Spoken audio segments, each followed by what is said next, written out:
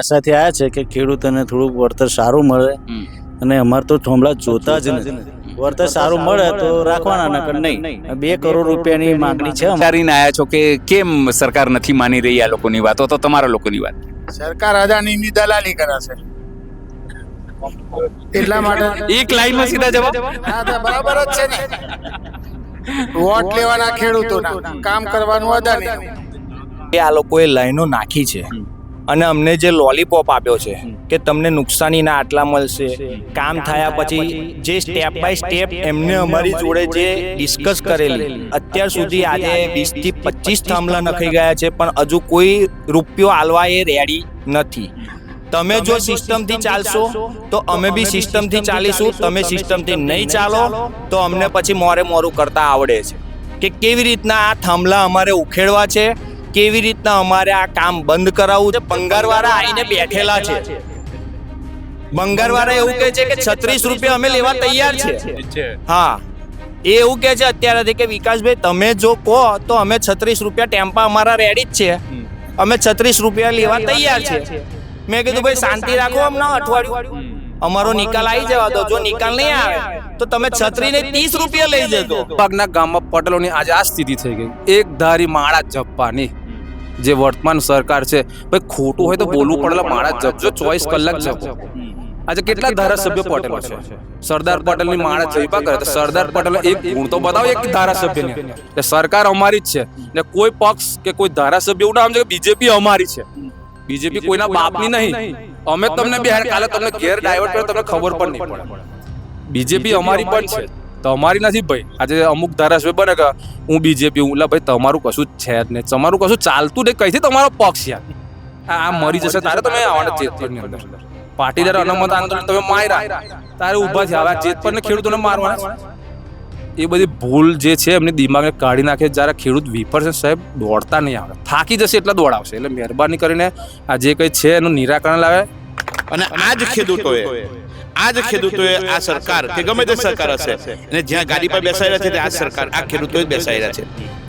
હવે આ જ ખેડૂતોનું જો સરકાર ન સાંભળશે, આપણને ખબર છે કે આપણો એક માણસ આપણું ન સાંભળતો હોય તો આપણે માણસ બદલી કરતા હોય તો એ તાકાત ખેડૂતની અંદર છે. જે પાવર ગ્રીડના થાંભલા નાખવા માટે આટલું ખેડૂત ઉપર પોલીસ દ્વારા પ્રેશર કરીને કરાવે છે, તો એમના એ ભૂલી જાય છે કે એમના ઘરની અંદર જે અન્ન આવે છે ને એ આજ ખેડૂતના ઘરમાં ખેતરમાંથી આવતું છે. જો આ થાંભલા આવશે તો અન્ન પણ પાકતું બંધ થશે તો શું ખાશે લોકો? પાવર ગ્રીડના વાયર ખાવાના છે.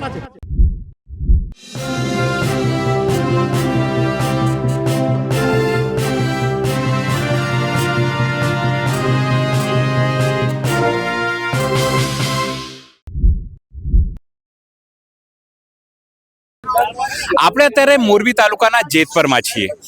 જેતપર અત્યારે ખેડૂત આંદોલનનું સેન્ટર છે. આ તમામ જે ખેડૂતો તમે જોઈ રહ્યા છો એ લોકો ભરૂચથી આવ્યા છે.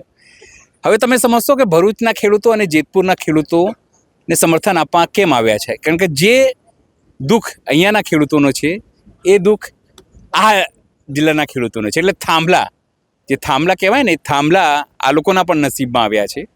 પણ એ કંઈક નસીબમાં નથી આવ્યા, પણ સરકારના કૃત્રિમ જે આયોજન છે એના કારણે આવ્યા છે. આ તમામ જે ખેડૂતો છે એ સમર્થન આપવા એટલા માટે પણ આવ્યા છે કે જે આંદોલન શરૂ થયું છે એ આંદોલન કમસે કમ કમજોર ન થાય અને એક ભાવનાત્મક જોડાવ જે છે, લાગણી જે છે એ દર્શાવાયા છે. શું નામ છે સાહેબ આપનું? કાંતિલાલ ભૈલાલભાઈ. કાંતિલાલભાઈ, ભરૂચથી અહીંયા આવ્યા છો, શું વિચારીને આવ્યા છો કે ખેડૂતોને કઈ રીતે તમે અહીંયા સમર્થન આપશો? હવે અમે એ આશાથી આવ્યા છે કે ખેડૂતોને થોડુંક વળતર સારું મળે અને અમારે તો થોંભલા જોતા જ નથી. વળતર સારું મળે તો રાખવાના, નકર નહીં. 2 કરોડ રૂપિયાની માંગણી છે અમારી. 2 કરોડની માંગણી ના થાય તો અમને દર મહિને ભાડું આપે. 50 લાખ ને 50,000 રૂપિયા ભાડું આપે. તમારે ત્યાં ભરૂચમાં શું સ્થિતિ છે? હવે ભરૂચમાં તો શું છે કે ખેડૂત જાગૃત જ નહીં.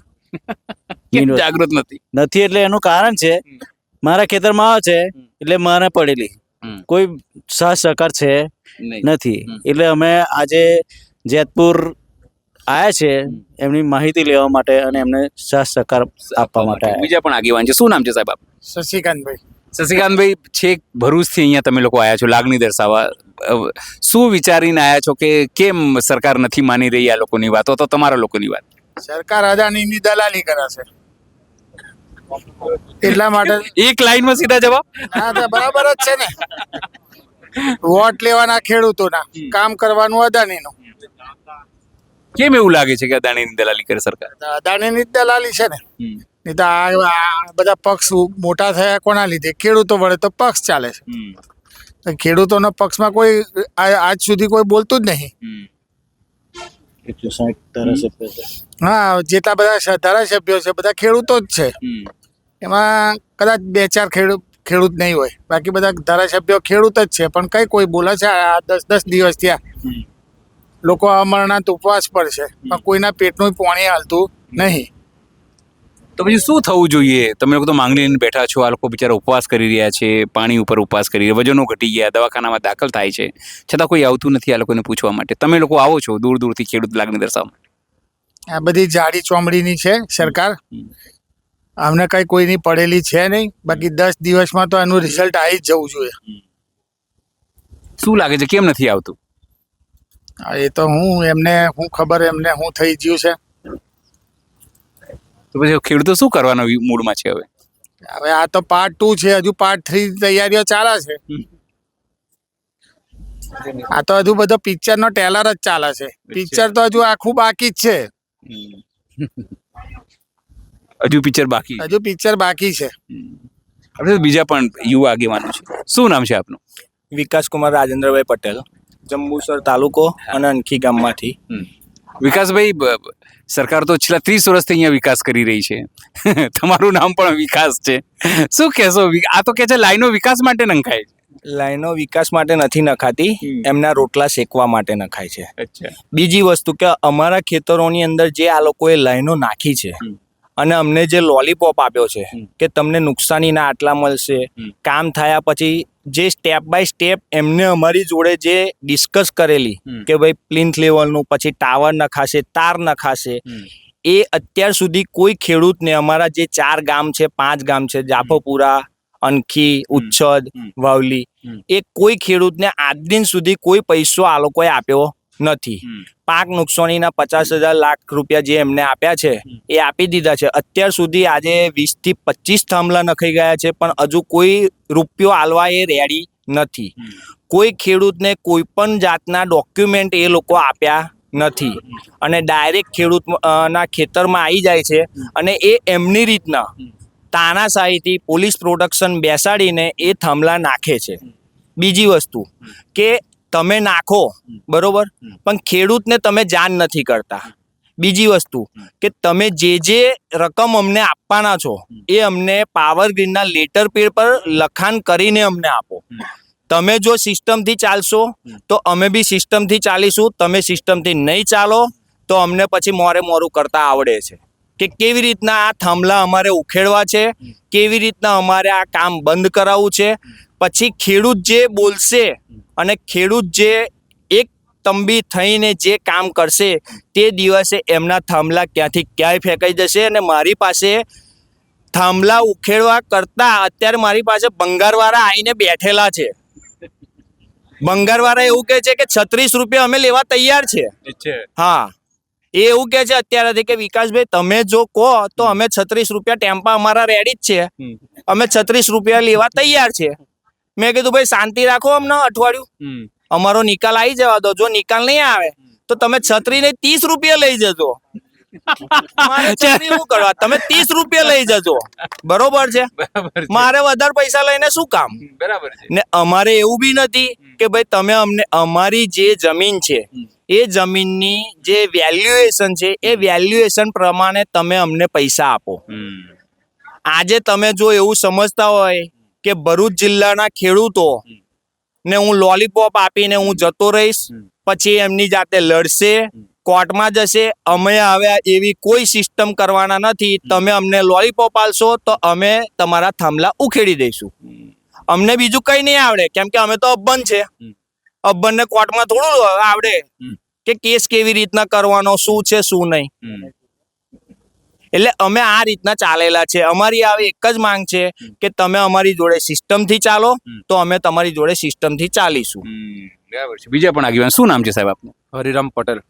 હરિરામભાઈ, આજે અહીંયા જીત પર આવ્યા છો, શું વિચારીને આવ્યો છો સબ તમે લોકો કે અહીંયા આંદોલનને સમર્થન આપશો અને સરકાર માની જશે?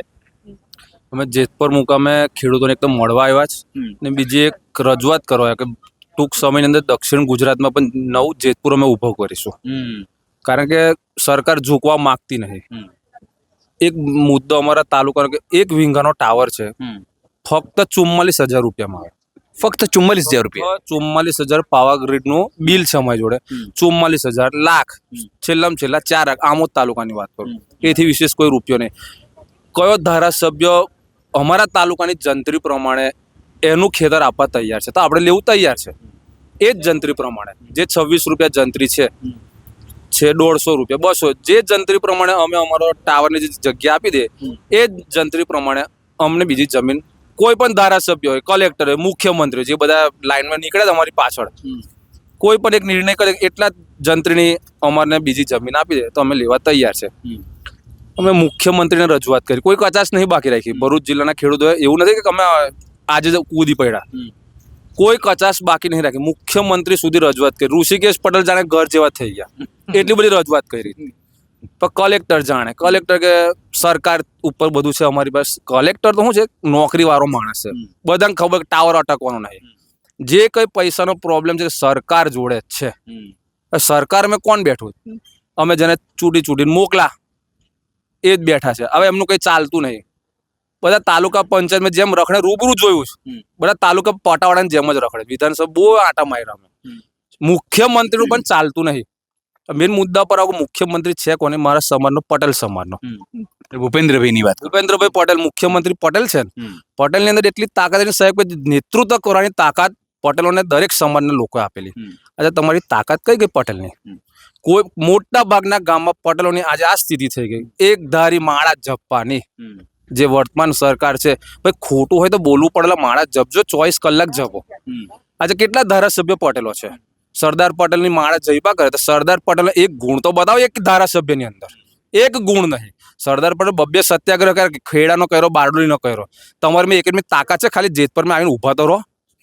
એકની તાકાત નહીં દેખાતી. પેટ્રોલ ડીઝલ બધું પ્રજાના પૈસા વાપરો, તમારે કઈ ઘરના કાઢીને આવવાનું છે?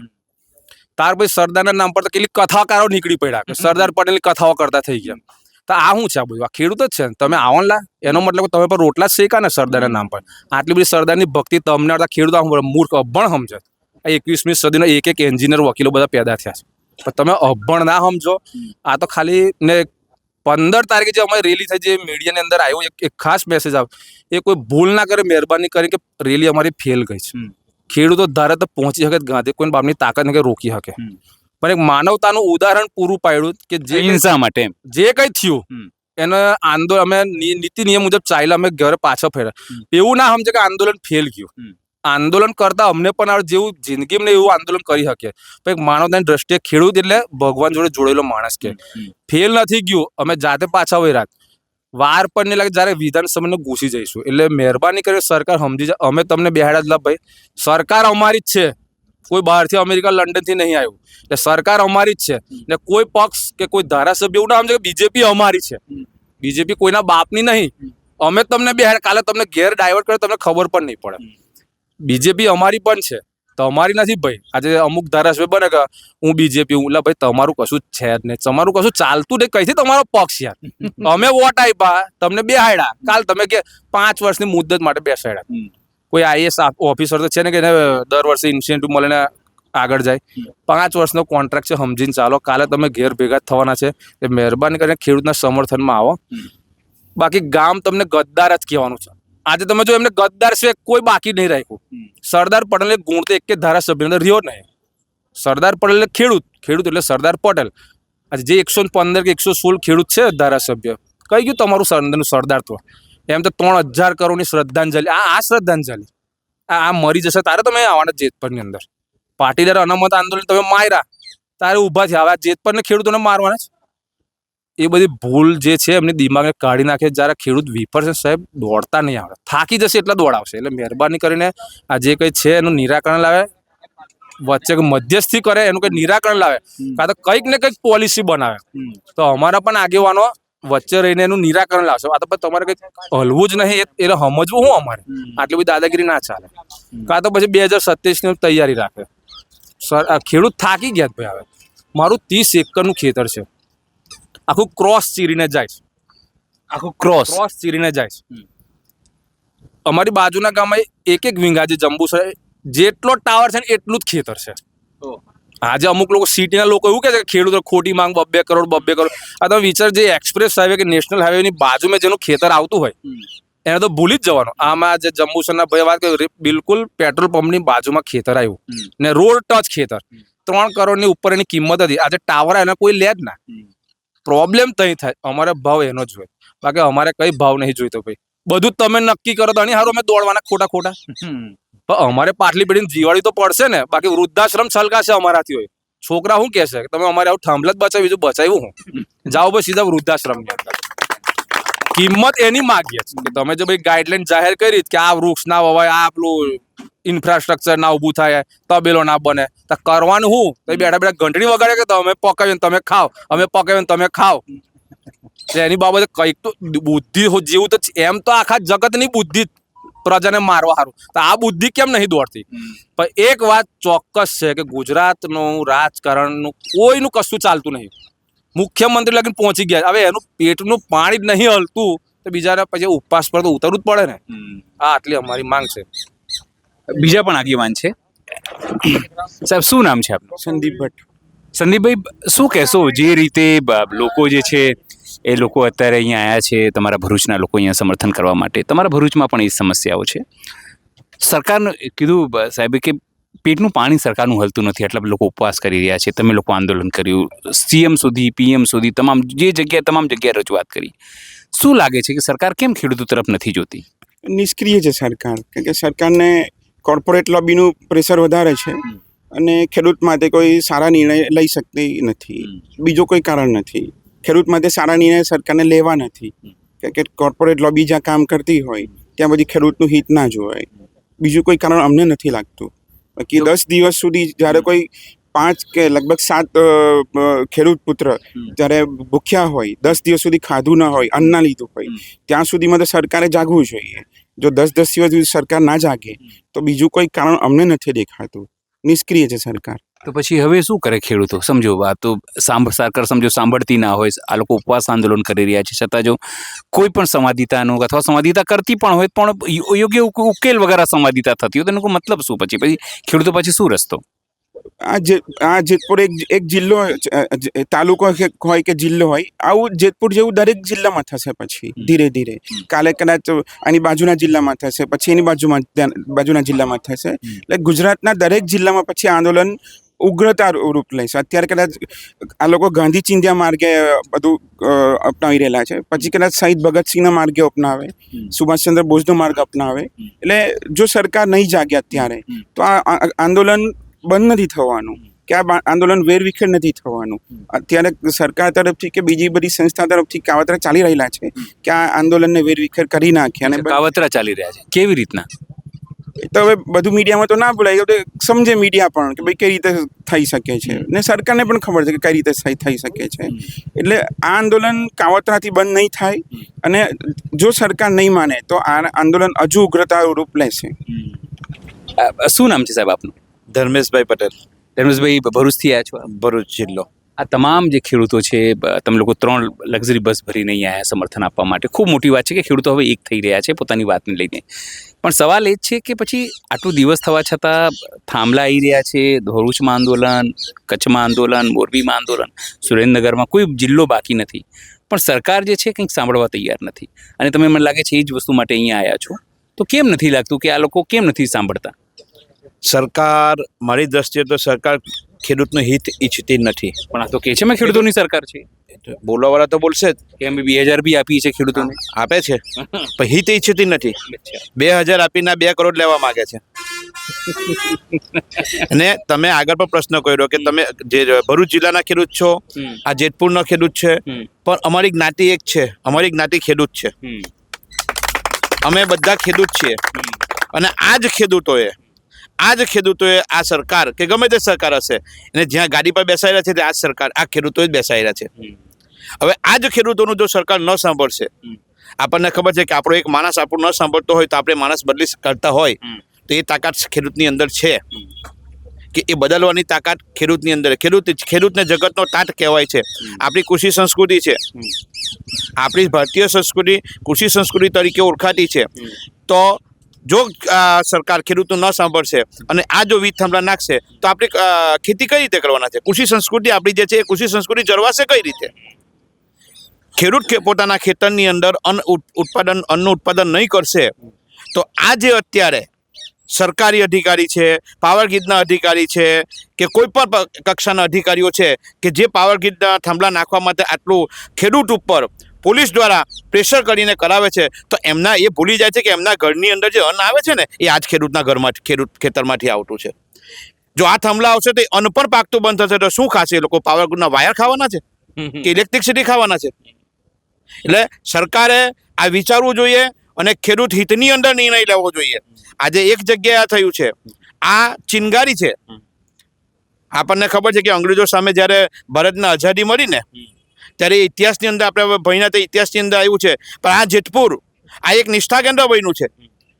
જેતપુર એક એવું ચિનગારી ઊભી થયેલી છે કે જ્યાંથી એનું પરિણામ અલગ જ મળશે હવે અને ઇતિહાસની અંદર લખાશે. અને એટલે હું આ મીડિયા થકી દરેક ખેડૂત વર્ગને કોઈ પણ કક્ષાનો માણસ હશે ભાઈ ખેડૂત હશે તેને આહ્વાન કરવા માંગુ છે કે તમારે જો ઇતિહાસના પાનાની અંદર તમારું નામ ચિતરાવવું હોય ને તો આ ખેડૂતના આંદોલનની અંદર સહભાગી થાઓ, ખેડૂતને સપોર્ટ કરો અને સરકારને શાંત ઠેકાણે લાવવા માટેનો પ્રયત્ન કરો.